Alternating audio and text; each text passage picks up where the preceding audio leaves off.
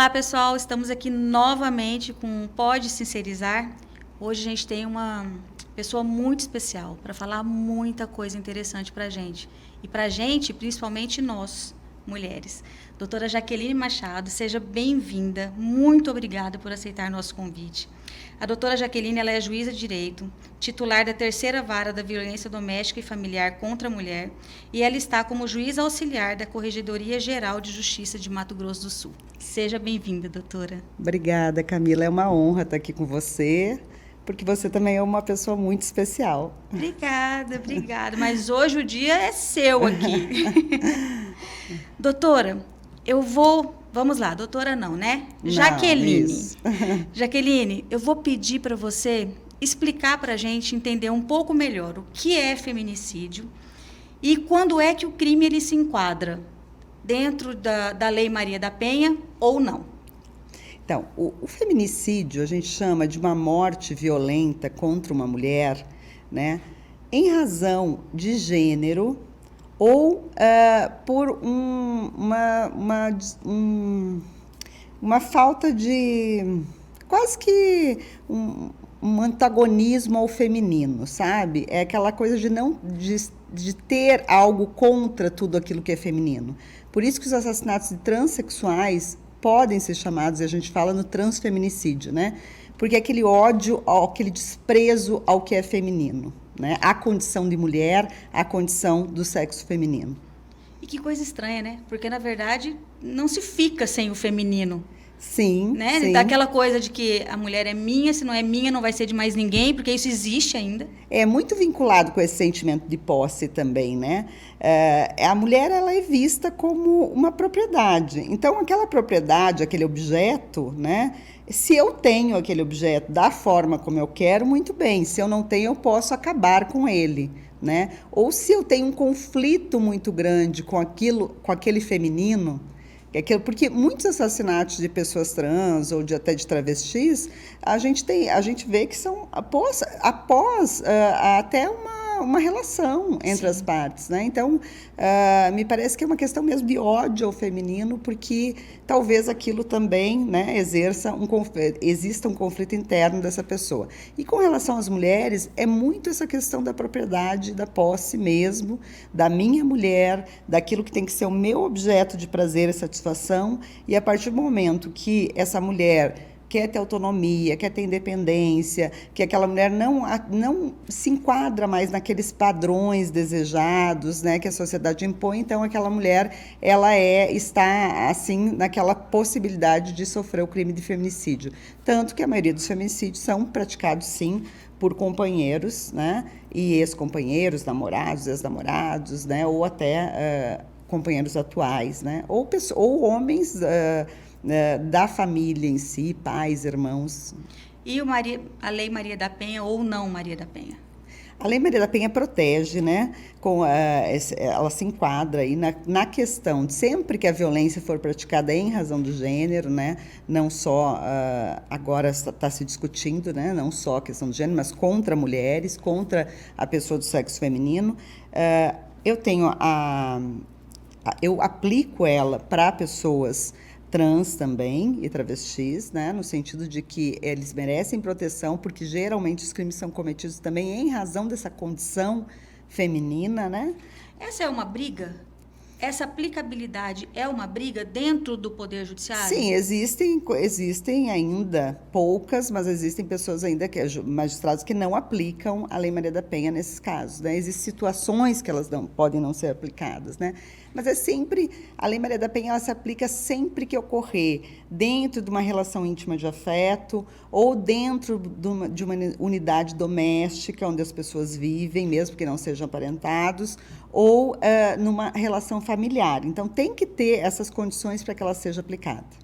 Entendi. Por isso que, eventualmente, as pessoas ficam em dúvida, mas uma briga entre vizinhos, alguma briga, não se aplica a Lei Maria da Penha, né? Porque não é dentro da unidade doméstica, não é naquela relação íntima de afeto. E tem um perfil para esse homem violento e tem um perfil para essa mulher que acaba aceitando esse tipo de violência? Então, já existem muitos estudos e muitas pesquisas, mas não tem assim um perfil, porque a violência doméstica ela é muito democrática, a violência contra a mulher ela é muito democrática, ela acontece e tem agressores que são doutores, Isso que eu ia te tem falar. outros que são garis, não minimizando, mas assim, a questão cultural da pessoa, ou educacional, ela não consegue se medir, porque é muito democrático. Porque se a gente parar para pensar, a gente não, na verdade, a gente não pode falar que é da classe média baixa, porque dentro da classe alta, nós temos pessoas que, na verdade, elas não querem ser expostas. Exatamente. E acabam não trazendo à tona o tipo de violência. Exatamente. A violência doméstica ela acontece em todas as classes, com todas as pessoas, da mais esclarecida, da mais estudada até a mais simples. O que acontece é que muitas vezes as pessoas que estão numa classe mais abastada, mais alta, elas não... primeiro que os vizinhos não querem se meter e não chamam a polícia, já é um primeiro passo, né? E o que a gente tem nos lugares mais periféricos, as pessoas costumam ter... O famoso briga de marido e mulher, não se mete a colher. Geralmente assim, se você está num local onde existem moradores de casas de luxo, condomínios e tal, eles geralmente não se envolvem, não chamam. Quando na periferia, você tem pessoas que são mais próximas, né? Elas têm uma convivência maior, elas costumam as mulheres também, se abraçar, se ajudar e chamar a polícia, e isso chega até o judiciário. Né? E nos casos em que pessoas de classes abastadas estão, isso não chega até o judiciário. Muitas vezes é resolvido de outra forma, né? Haja terapia. Haja terapia. Com todo esse trabalho de divulgação que vem acontecendo ao longo desses anos, isso realmente nós temos mais denúncias? Isso vem surtindo o efeito esperado ou ainda está muito distante desse efeito? Então, a gente tem... A Lei Maria da Penha ela é muito interessante porque ela não é uma lei punitiva. É uma lei que a maior parte dela trata de políticas públicas mesmo, para que essas mulheres tenham acesso a um serviço cada vez melhor e de mais qualidade, com um atendimento mais humanizado, e que esses homens também tenham acesso a serviços públicos e a políticas públicas que façam com que eles possam alterar esse comportamento, porque é um comportamento, né? Muitas vezes eu vejo as pessoas falando assim, esse homem que faz isso é doente. Não é doente, né? Pode existir uma parte, né? Ou algumas pessoas que têm alguma doença mental que possa potencializar essa violência, mas não é. Esse homem, a gente tem que entender que é aquele cidadão normal, né? Que trabalha, que não vai lá brigar com o chefe ou que não bate no funcionário, mas que dentro de casa, com a sua parceira, né, ele tem um comportamento violento. Por quê? Porque ele aprendeu assim. Ele aprendeu que essas relações entre homem e mulher, elas têm que se dar com a submissão da mulher. Então, o que a gente vê? A gente nota que quanto mais acesso a gente tem a estruturas que facilitam essa denúncia, óbvio que aumenta a denúncia, né? Essa denúncia vem com mais força se essa mulher é acolhida, né? Mas não é só isso também, né? A gente vê também que muitas e muitas mulheres ainda deixam de denunciar. E a primeira denúncia da mulher, ela geralmente não ocorre na primeira violência. Infelizmente, ela ocorre às vezes 5 a 10 anos depois da primeira violência. E é isso que facilita os feminicídios. É isso que influi para que nós tenhamos um maior número de feminicídios. Porque é a escalada da violência. E quanto maior a violência vai ficando, mais perto do crime de feminicídio se está. Por isso que a gente pede para essas mulheres que na primeira situação de violência denunciem ou tomem alguma atitude. Formas, né? Tantas maneiras de se denunciar. A gente tem medida protetiva online. Sim, gente foi uma criação, a gente idealizou isso, eu e a doutora Helena, lá da Coordenadoria da Mulher. Fantástico. Durante a pandemia, justamente porque em março as coisas começaram a fechar tudo de 2020. E agora? Como que nós vamos atender essas mulheres, né? E aí a gente pensou nessa questão da protetiva online, que você entra no site do Tribunal de Justiça, preenche o formulário nacional de avaliação de risco, conta o fato que aconteceu e ali você pode pedir a sua medida sem que você tenha que se deslocar, né? Sim.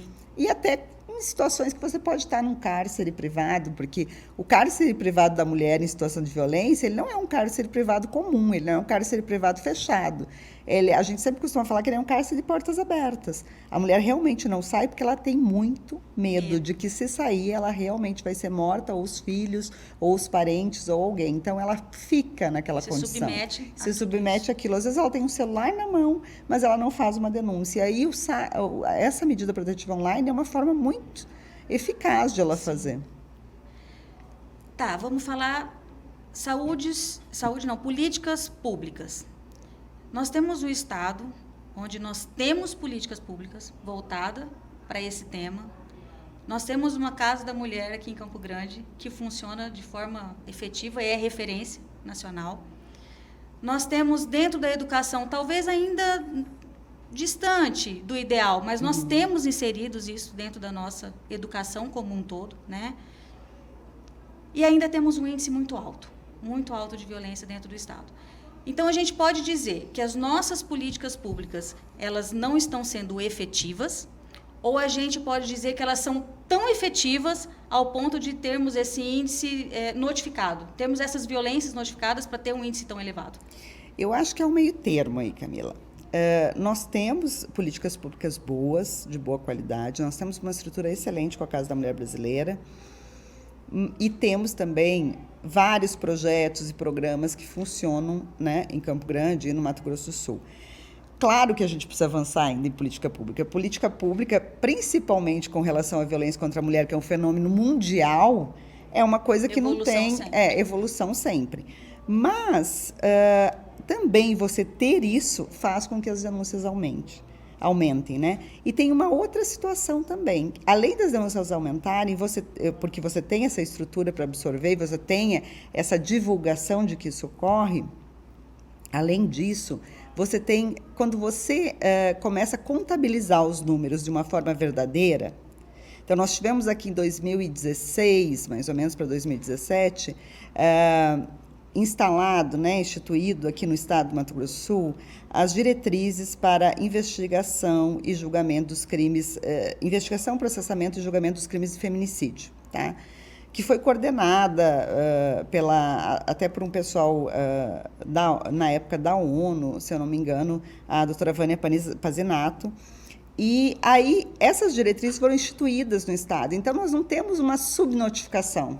Todos os crimes que são violentos cometidos contra as mulheres, eles já são cadastrados como feminicídio. Então, isso faz com que os nossos números sejam altos, porque eles são verdadeiros. Efetivos. Talvez em outros estados não sejam efetivos e verdadeiros. Mas ainda a gente precisa avançar em termos de políticas, porque nós temos e sabemos que temos muitas mulheres que não denunciam, principalmente crimes sexuais. Porque são os crimes onde a palavra da mulher é sempre colocada em xeque e há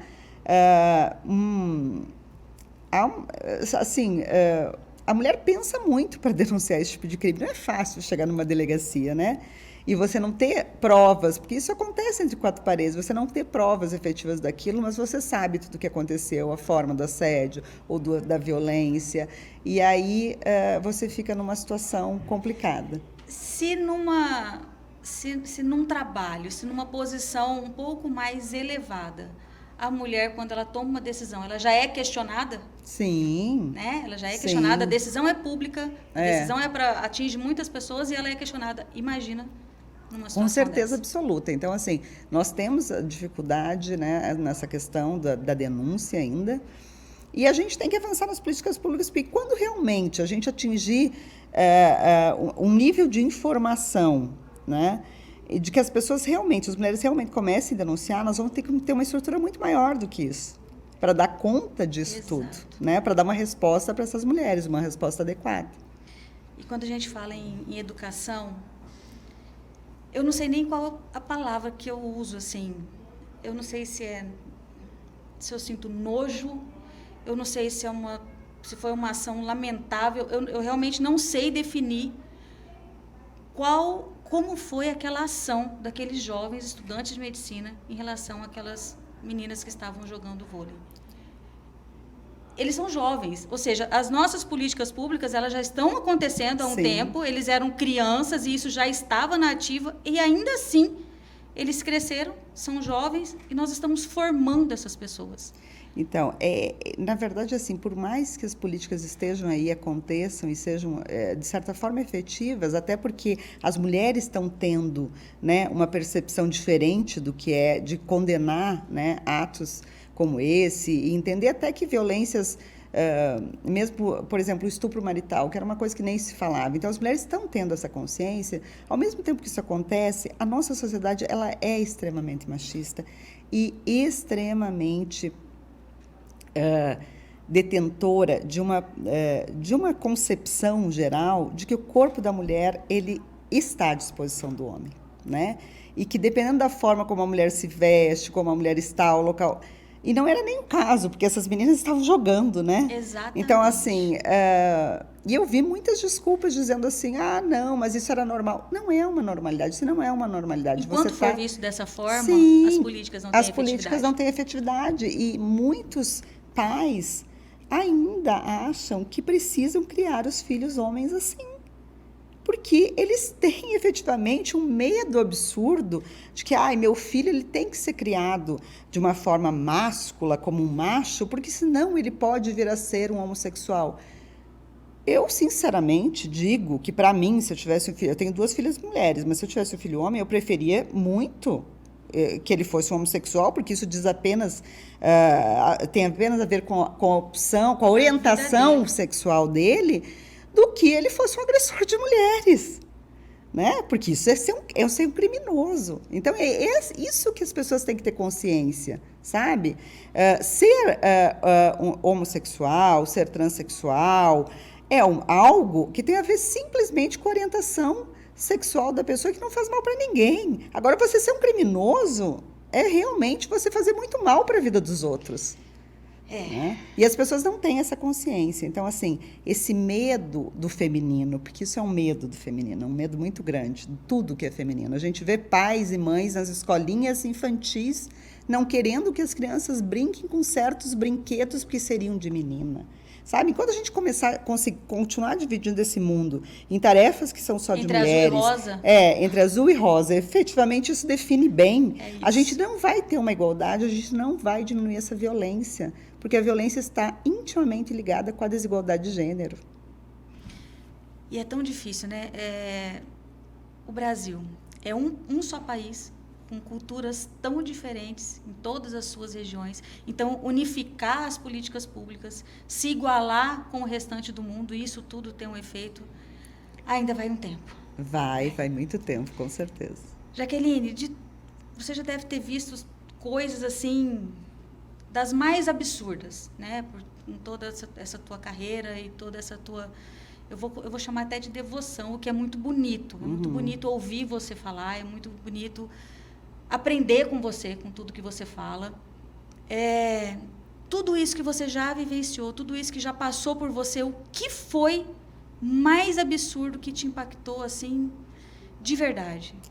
O que mais me impacta, sempre, continua me impactando, são os abusos contra crianças, sabe? Porque aí você joga por terra todo aquele argumento, né, de que existe, mas a mulher ou tinha o consentimento, a mulher queria, ou ela estava, né, provocando. Não há o jeito que ela estava pedindo. Ela estava pedindo, ela estava com uma roupa provocante, ou, na verdade, ela foi até um motel, mas chegou lá, ela disse que não queria, mas, na verdade, ela queria, porque o homem nunca entende que o não da mulher é um não, ele acha que sempre é um não porque ela está se fazendo. E aí, quando o abuso é contra a criança, aí você pensa... Arrepia. Né?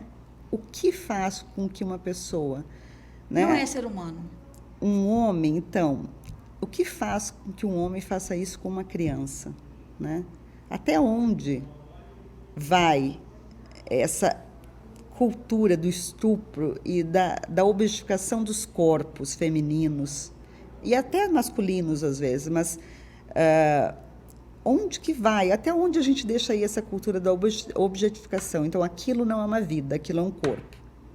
E aí, dentro disso, tem muitas pessoas que são pró-vida, que são contra, né, a favor das famílias, contra o aborto, mas que se enquadram aí, né? E elas fazem essa justificativa quando há um estupro de uma mulher. Mas essa estava pedindo. Mas essa, né? Agora, não entendem isso, que isso é uma objetificação que leva também a esses abusos contra corpos infantis, contra pessoas que, que não têm a possibilidade nem de se defender minimamente, nem minimamente. Então, é chocante. Julgar casos de violência contra a criança é muito chocante. E, assim, é chocante também você ver mulheres que sofrem violências diárias junto com os filhos, porque quando a mulher sofre, os filhos também estão ali a sofrer. Então, é muito ruim, porque você pensa... Eu acho que quando a gente pensa em família, em companheirismo, em uma vivência junto, a gente tem que pensar em amor, em afeto. E é o que você menos vê em relações abusivas, né? Você vê tudo, menos o afeto. É muito triste. É muito triste. É muito triste.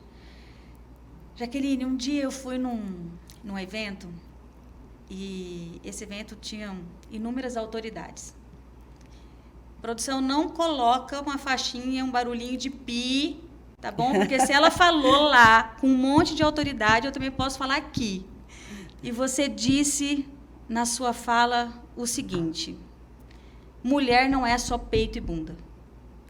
E aquilo eu achei fantástico, porque dentro daquele auditório não tinham que ter só aquelas mulheres ou aqueles homens. Tinham que ter inúmeras mulheres e homens. Para as mulheres saberem que ela não é só peito e bunda e para os homens saberem que as mulheres não devem ser tratadas dessa forma. Efetivamente, nós temos que perceber que a mulher hoje, ela é mais do que metade da força de trabalho do nosso país. E muitas vezes, aliás, inúmeras vezes, ela não é reconhecida pela sua competência, pelo seu mérito ou pelo trabalho que ela produz. Né? E muitas mulheres acham isso normal também, né? De você ser reconhecida pelos seus atributos físicos, né? Então, assim, eu disse efetivamente e digo, mulher não é só peito e bunda, nós constituímos mais de 50% da força de trabalho do nosso país e nós precisamos ser, na verdade, vistas com outros olhos, né? Com olhos de quem tem a igualdade, quem pode fazer as mesmas coisas que os homens fazem. Eu ouvi esses dias dizendo assim, mas é uma diferença, isso é uma diferença da natureza. Não existe diferença da natureza. Nós temos uma força imbatível, que é parir, que é criar os filhos sozinhos. Quantas mães solo nesse país existem? Né? Que os companheiros, ou as pessoas, os namorados e tal, os homens ajudam a fazer, mas não ajudam a criar, e essas mulheres dão conta. E eu vejo isso todo dia. Mesmo com o maior sofrimento, elas dão conta de criar sozinhas seus filhos.